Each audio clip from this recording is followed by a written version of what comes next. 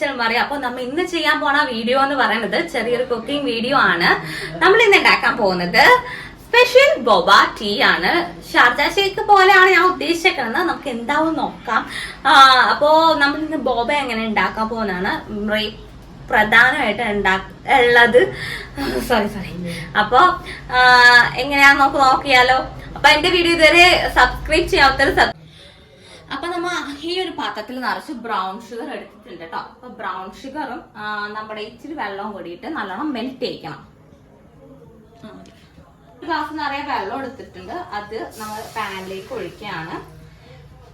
പിന്നെ ഒരു കപ്പ് അളവിൽ ഞാൻ ബ്രൗൺ ഷുഗറും എടുത്തിട്ടുണ്ട്. അതും ഞാൻ ഇതിലേക്ക് ഇടുകയാണ്. അപ്പൊ ഇത്തിരി കൂടി ഇത് നമ്മൾ നല്ലോണം മെൽറ്റ് ചെയ്യിക്കാൻ വേണ്ടിയിട്ടാണ് ഇങ്ങനെ ഇളക്കിക്കൊണ്ടേ ഇരിക്കണം കേട്ടോ. ടേബിൾ സ്പൂണോളം കൊക്കോ പൗഡർ ഇതിലേക്ക് ആഡ് ചെയ്യണേ. അത് വറ്റി കഴിയുമ്പോഴേക്കും ഈ ഒരു ഫോമിലേക്കാണ് വന്നത്. നല്ലൊരു ചുവി ആയിട്ടുള്ള ഫോമിലേക്കാണ് വന്നത്. അത് കഴിഞ്ഞ് നമുക്ക് ഇത് ചെറുതായിട്ട് തണുത്ത് കഴിയുമ്പോഴേക്കും നമുക്ക് കുറച്ച് ടാപ്പിയോക്ക പൗഡർ കൊണ്ടിട്ട് മിക്സ് ചെയ്ത് ഇങ്ങനെ കുഴച്ചെടുക്കാം. നല്ലോണം കുഴച്ചെടുക്കുമ്പോഴേക്കും എന്നിട്ട് നമുക്കതൊരു നീളത്തിലുള്ള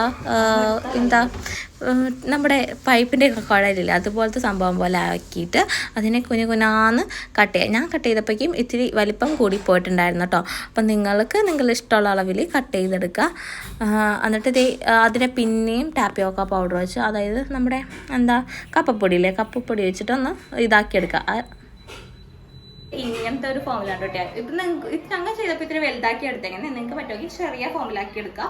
അതാക്കി ഇതിനോട് ബെറ്റർ. ഞങ്ങൾ പെട്ടെന്ന് ചെയ്യാൻ വേണ്ടിയിട്ട് ഇങ്ങനെ എടുത്ത കേട്ടോ. ഹറി ബറി വീഡിയോ ആണ്.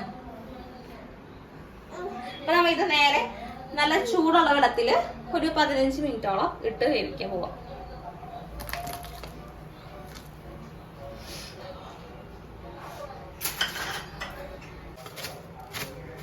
കുറച്ച് ഇത് മെൽറ്റാക്കണം.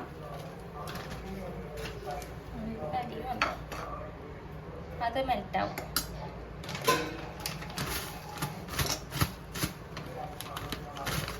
കഴിക്കുന്നുണ്ടോ?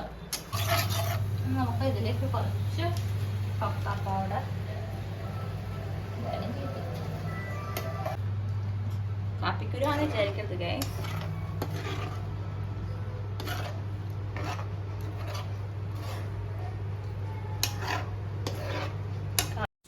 അപ്പോൾ നമ്മുടെ മിക്സ് റെഡി ആയിട്ടുണ്ട്. അപ്പോൾ ഞാൻ ഇനി ഗ്ലാസ്സിലേക്ക് ഇത് ഒഴിക്കാൻ പോവാം കേട്ടോ.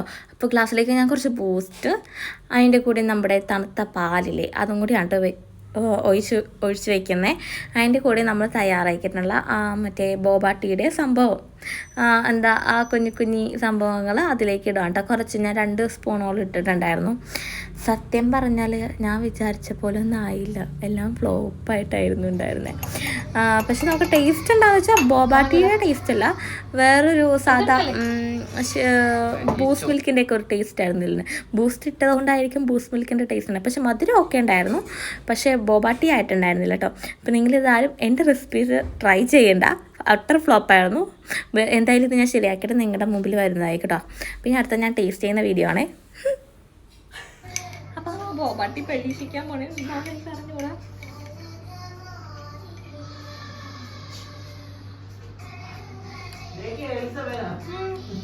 കുഴപ്പമില്ല, അത്ര പെർഫെക്റ്റ് ആയില്ല.